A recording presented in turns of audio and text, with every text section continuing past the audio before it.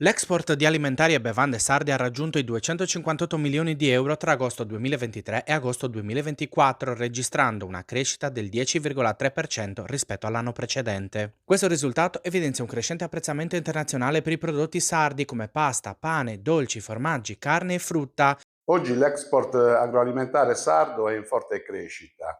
I prodotti sardi vengono ricercati nei paesi economicamente più forti, come quelli dell'America del Nord, come quelli degli arabi.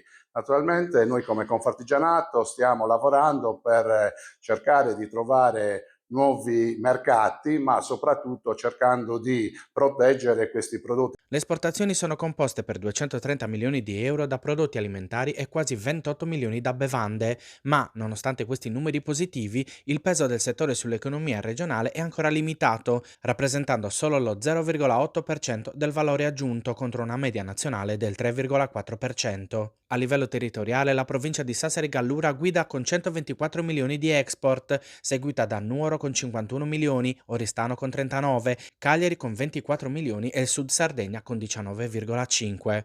In Sardegna, quindi, le esportazioni mostrano ampi margini di crescita, rappresentando una leva fondamentale per valorizzare la qualità e l'autenticità del Made in Sardinia sui mercati internazionali.